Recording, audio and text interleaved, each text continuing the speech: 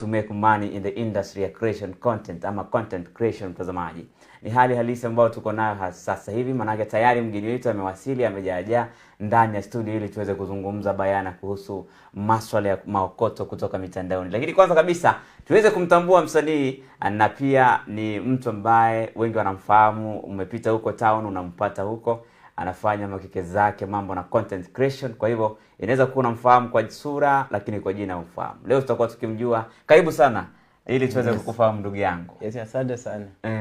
Mimi kwa majina naitwa Nelson Wanjala Wechuli. Wechuli. Lakini ile usanii unasaniita Handboy Classic. Handboy Classic. Naam. Popote uendapo kwa media ni Handboy Classic. Facebook ni Handboy Classic. TikTok ni Handboy Classic. YouTube Neso TV. Neso TV. Naona unafanya kazi nzuri zaidi.